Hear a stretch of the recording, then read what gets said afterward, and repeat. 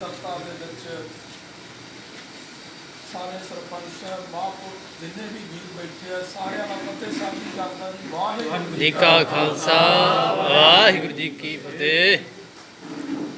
मैं अज जो इत्थे आया तो मैंने वीरां ने इस जगह का इतिहास दसिया कि मन में किते ना किते ये खुशी सी भी चलो शहीदां की धरती से पहली मेरा आना होया। सो नमस्कार है शहीदां की धरती में जिथे मैं पहुंचा। तो एक चीज़ है भी इतने वीरां ने जो उपराला शुरू किया है वो बहुत ही सोहना तो नवेकला है। जिहड़े इतिहास की गल इन्हां कीती ते हुण जदों बंदा कित्थे जांदा है तो जाके पुछदा है तो मैं इन्हां नूं पुछिया आंदे भी इत्थे सरबत खालसा इस धरती ते होया। तो वीर ने दस्सिया भी सरबत खालसे तो बाद बहुत प्राप्तियां हुई कुछ रह गई। सो मैं केवल इन्ना पूछिया भी प्राप्तियां हुई या कमियां आईयां ये गल मैं नहीं करनी चाहता। तुसी जिहड़ा कारज कीता तुहाडी आउटपुट की रही। तुहाडे कारज कोई भी बंदा काम करता उन्होंने वेखदा है कि यार मैं ये काम करना इसका फायदा नुकसान की होया। मैं वीर नूं पुछिया भी तुसी ये कारज कीता उदों बाद तुहाडे मन नूं किवें महसूस होया, तुहाडे नाल की वापरिया।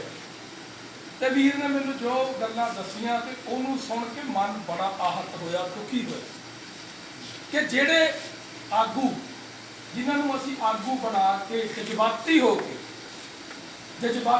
के असी मगर लगते हैं, तन मन धन नशावर कर दें, वो आगू सानू उन्ना चिर नाल रखते हैं जिन्ना चिर उन्होंने उस चीज़ की लोड़ पैंदी है। अब साडी त्रासदी की है, त्रासदी यह भी अज होवे सरकार का मुल पावे। जड़ियां तेगा खालसे ने मारिया ने शाह मुहम्मदा एक सरकार बाजों फौजा जित के अंत में अज साडी त्रासदी यह है साडे नौजवानों किसी गल की कमी नहीं, ना शरधा की, ना सत्कार की, ना त्याग की। महापुरख बैठे है ये कहते भी असी जी इतने इन्ने गुरुद्वारे ते स्कूल तैयार कर रहे हैं, इन्ने बच्चों को पढ़ा रहे हैं, नॉमिनल जी फीस है साडी, नॉमिनल जी वो लैके भी चलो उदों बाद कोई फीस नहीं भी असी अपनी पनीरी नूं गुरु ग्रंथ साहब की संथ्या करा रहे। सो किड्डा वधिया उपराला, किन्ने 52 स्कूल खुल रहे हैं, एक स्कूल दे विच 700 बच्चा पढ़दा है। इन्ना कुछ होने के बावजूद भी असी कहने भी यार साडियां सरकारां जिहड़ियां ने कुछ नहीं करदी। ये सच है, जिहड़ियां साडियां सरकारां दे करन वाले काम है अज वो धार्मिक ते समाजिक जथेबंदियां कर रही ते सरकारां किते ना किते इन्हां दी आड़ चा के अपना आप छुपा जांदी भी सानू करने की क्या लोड़ है भी जदों लोग ही अपने आप करी जांदे असी क्यों करिए। सो मैं एक गल कहनी चाहना भी ठीक है भी जो लोग सेवावां करते हैं अगे आके समाजिक कुरीतियां के खिलाफ लड़ते हैं उन्होंने सलाम है, पर किते ना किते जिहड़े आगू जिहड़ियां सरकारां इन्हां कामां नूं करन च फेल हुंदियां उन्हां खिलाफ जरूर सच्चाई पब्लिक च लिया। असी लोग या तो किसी जाति मुफाद नूं लैके या थोड़े बहुते डर नूं लैके कई बार संकोच कर जाते सच बोलण तो। मैं इत्थे गल करदा गुरु नानक की आमद हुंदी है, मारिया सिक्का जगत विच नानक निर्मल पंथ चलाया सी। उन्हें आन के गल की सी भी राजे बाबर नूं टोक के कहा सी भी तू जावर उत्थे एक सोच दित्ती सी। असी जदों ये लॉकडाउन का पीरियड शुरू होया जिवें सारे भी तुसीं सेवावां करदे हो उवें असीं भी लुधियाणे सेवावां शुरू कीती। सेवावां करते एक घटना वापरी उदों बाद क्यों लगा भी यार असीं ते गलत चल रहे हैं भी सारे ही एक बन्ने होए पे है भी रज्जे नूं रजा रहे हैं। साडा कॉन्सैप्ट तो वो चल रहा है भी क्यों ना असीं कोई वखरा काम करिए जिहदे नाल समाज नूं भी फायदा होवे ते आप नूं भी लगे कि हाँ असीं कोई चंगी सेवा निभा। असीं दवाइयां वाला कॉन्सैप्ट शुरू किया। जदों दवाइयां देण गए तो सरकार दीयां पाबंदियां पहलों आ गई, तुसीं दवाई लै नहीं सकते, तुसीं दवाई वंड नहीं सकते, तुसीं दवाई बेच नहीं सकते, सानू बिल लियाओ, GST नंबर लियाओ। सो मैं धन्नवादी हाँ उन्हां पाबंदियां दा, धन्नवादी हाँ उन्हां दुकानदारां जिन्हां लुੱਟ मचाई, जिन्हां 10 वाली चीज़ 250 300 की बेची, उन्हां दा धन्नवादी हाँ। ਜੇ ਤੁਸੀਂ ਇਹ ਕਰਤੂਤਾਂ ਨਾ ਕਰਦੇ ਤੇ ਅੱਜ ਗੁਰੂ ਨਾਨਕ ਮੋਦੀ ਖਾਨਾ ਹੋਂਦ ਦੇ ਵਿੱਚ ਨਾ ਹੋਣਾ। ਤੁਸੀਂ ਇਹ ਗੱਲਾਂ ਕੀਤੀਆਂ, ਅਸੀਂ ਪੱਥਰ ਨੂੰ ਘੜਦੇ ਗਏ ਤੇ ਮੂਰਤ ਨਿਕਲੀ ਪੱਥਰ ਦੇ ਵਿੱਚੋਂ ਗੁਰੂ ਨਾਨਕ ਮੋਦੀ ਖਾਨਾ। ਹੁਣ ਉਹ ਹੈ ਕੀ? ਅੱਜ ਨਾ ਮਾਣ ਮਹਿਸੂਸ ਕਰੋਗੇ, ਭਾਰਤ ਦੇਸ਼ ਦੀ ਕੋਈ ਐਸੀ ਸਟੇਟ ਨਹੀਂ ਜਿੱਥੋਂ ਆਪਣੇ ਤਾਈਂ ਅਪਰੋਚ ਨਹੀਂ ਕੀਤੀ ਜਾਂਦੀ। ਪੱਗਾਂ ਵਾਲਿਆਂ ਨੂੰ ਕਿਹਾ ਜਾਂਦਾ ਵੀ ਸਾਡੇ ਵੱਲ ਲਾਓ, ਅਸੀਂ ਇੱਥੇ ਗੁਰੂ ਨਾਨਕ ਮੋਦੀ ਖਾਨਾ ਖੋਲ੍ਹਣਾ।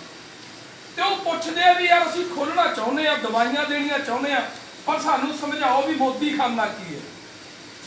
ਹੁਣ ਕੱਲ ਮੈਂ ਇਹ ਕਹਿਣੀ ਚਾਹੁੰਦਾ ਵੀ ਐਡਾ ਪ੍ਰਚਾਰ ਹੈ, ਐਡੇ ਪ੍ਰਚਾਰਕ ਹੈ, ਸੋਸ਼ਲ ਮੀਡੀਆ ਦਾ ਯੁੱਗ ਹੈ, YouTube ਦਾ ਯੁੱਗ ਹੈ, ਇੰਨਾ ਇਤਿਹਾਸ ਹੈ, ਫਿਰ ਲੋਕ ਇਹ ਗੱਲ ਕਿਉਂ ਪੁੱਛਦੇ? ਸਾਡੇ ਪੰਜਾਬ 'ਚ ਹੀ ਪੁੱਛਦੇ, ਹਰਿਆਣੇ 'ਚ ਪੁੱਛਦੇ, ਜੰਮੂ 'ਚ ਲੋਕ ਪੁੱਛਦੇ ਆ ਵੀ ਯਾਰ ਮੋਦੀ ਖਾਨਾ ਕੀ ਹੈ।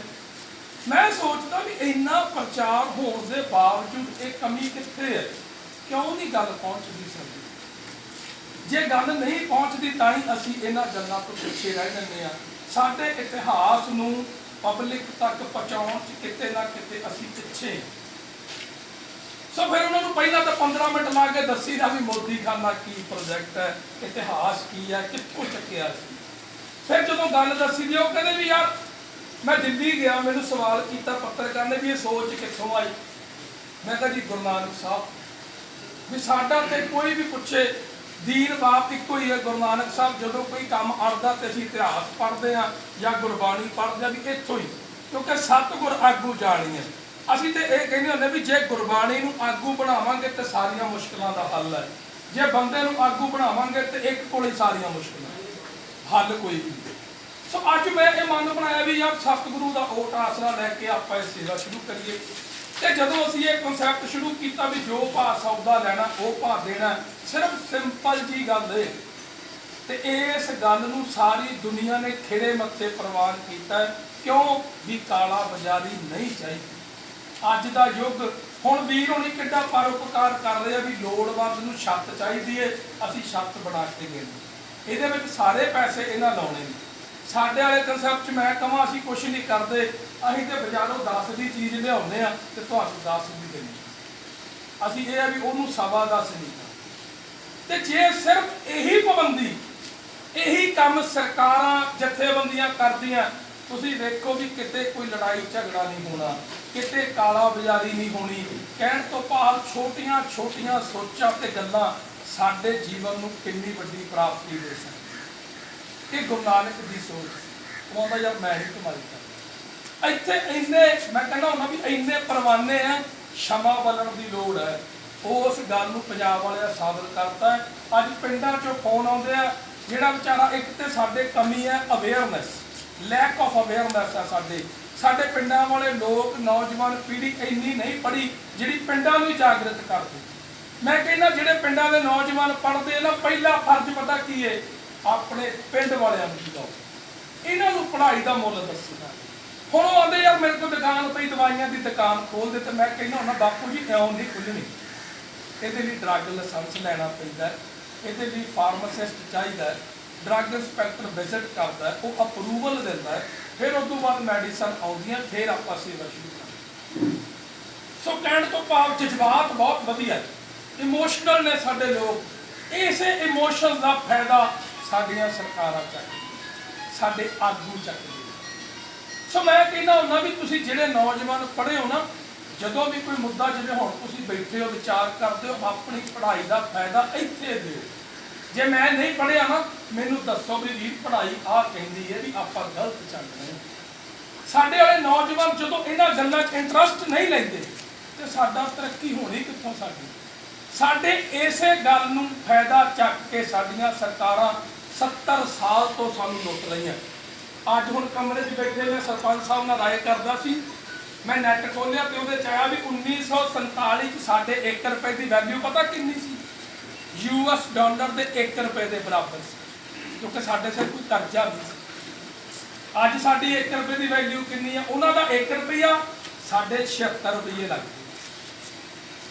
ਕਿਉਂ? ਕਿਉਂਕਿ ਸਾਡੇ ਲੀਡਰਾਂ ਨੇ ਇੰਨਾ ਲੁੱਟ ਕੇ ਖਾ ਲਿਆ, ਅਸੀਂ ਜਿੰਨਾ ਮਰਜ਼ੀ ਜ਼ੋਰ ਲਾ ਲਈਏ ਅਸੀਂ ਮੁਕਾਬਲਾ ਹੀ ਨਹੀਂ ਕਰ ਸਕਦੇ।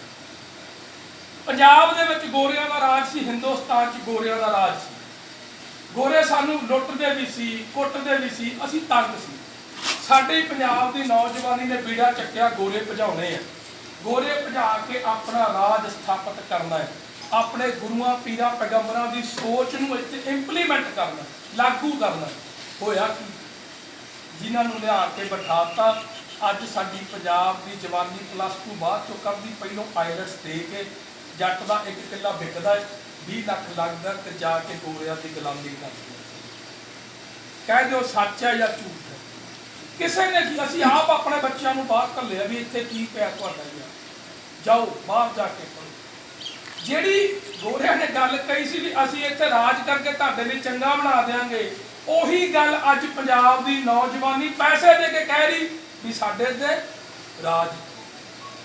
ਸੋ ਇੱਥੇ ਕਮੀ ਇਸ ਗੱਲ ਦੀ ਹੈ, ਸਾਡੇ ਤੇ ਜਿਹੜੇ ਰਾਜ ਕਰਨ ਵਾਲੇ ਆਗੂ ਨੇ ਨਾ ਜੀ, ਉਹਨਾਂ ਨੂੰ ਚਮੜੀ ਦਮੜੀ ਇਹਨਾਂ ਦੋਵਾਂ ਚੀਜ਼ਾਂ ਤੋਂ ਫੁਰਸਤ ਦੀ ਕੋਈ। ਇਹ ਸੱਚਾਈ ਹੈ। ਪੈਸਾ ਰੱਬ ਬਣਾ ਲਿਆ ਉਹਨਾਂ ਲੋਕਾਂ ਨੇ, ਉਹਨਾਂ ਦੀ ਸੋਚ ਉੱਪਰ ਤੋਂ ਲੈ ਕੇ ਥੱਲੇ ਤੱਕ ਵੱਗਦੀ ਹੈ, ਤੇ ਜਿਹੜੇ ਆਮ ਪਬਲਿਕ ਵਾਲੇ ਦੁਕਾਨਦਾਰ ਨੇ ਉਹ ਵੀ ਇਹੋ ਸੋਚਦੇ ਨੇ। ਇਹ ਕੱਲੀ ਦਵਾਈਆਂ ਦੀ ਲੁੱਟ ਖਸੁੱਟ ਨਹੀਂ ਵੀ 10 ਵਾਲੀ ਚੀਜ਼ ਤੇ 250 ਰੇਟ ਲੱਗਿਆ। ਆ ਬਾਜ਼ਾਰਾਂ ਚੋਂ ਸਾਬਣ ਲਿਆਓ, ਮੇਰੇ ਇੱਕ ਦੋਸਤ ਸਾਬਣ ਦੀ ਫੈਕਟਰੀ ਹੈ, ਮੈਂ ਉਹਨੂੰ ਆਖਿਆ ਮੈਂ ਯਾਰ ਤੁਸੀਂ ਕਿਵੇਂ ਚਲਾਉਂਦੇ ਜੇ? ਆਂਦਾ 40 ਰੁਪਏ ਦੀ ਸ਼ੀਸ਼ੀ ਹੈ, 340 ਰੇਟ ਲਿਖਿਆ। ਮੈਂ ਯਾਰ ਤੈਨੂੰ ਸ਼ਰਮ ਨਹੀਂ ਆਉਂਦੀ? ਆਂਦਾ ਜੇ ਤੇਰੇ ਮਗਰ ਲੱਗਾ ਤਾਂ ਫੈਕਟਰੀ ਸਵੇਰੇ ਬੰਦ ਹੋ ਜਾਣੀ ਮੇਰੀ। ਮੈਂ ਕਿਉਂ? ਕਹਿੰਦਾ ਕਿਸੇ ਦੁਕਾਨਦਾਰ ਨੇ ਮਾਲ ਨਹੀਂ ਕਰਨਾ। ਜੇ 40 ਵਾਲੀ ਚੀਜ਼ ਮੈਂ 340 ਚ ਲਾਵਾਂ ਤਾਂ ਮੇਰਾ ਮਾਲ ਵਿਕਦਾ, ਨਹੀਂ ਤੇ ਵਿਕਦਾ ਨਹੀਂ। ਸਾਈਕੀ ਬਣ ਗਈ ਸਾਡੇ ਲੋਕਾਂ ਦੀ ਯਾਰ, ਚੰਮ ਲਾਉਣਾ। ਕਿਉਂ? ਕਿਉਂਕਿ ਜਿਹੜੇ ਤਾਂ ਰਾਖੀ ਸੀ, ਜਿਹੜੇ ਰਾਖੀ ਕਰਨ ਵਾਲੇ ਸੀ, ਉਹ ਤੇ ਆਪ ਇਹ ਕੰਮ ਕਰਦੇ ਆ, ਤੇ ਲੋਕਾਂ ਨੇ ਕਿੱਥੋਂ ਸੁਧਰਨਾ ਸੀ? ਹੁਣ ਜੇ ਬਿੱਲੀਆਂ ਦੇ ਸਰਾਣੇ ਆਪਾਂ ਦੁੱਧ ਜੰਮਣ ਨੂੰ ਰੱਖ ਦਈਏ, ਜੰਮ ਜੂ।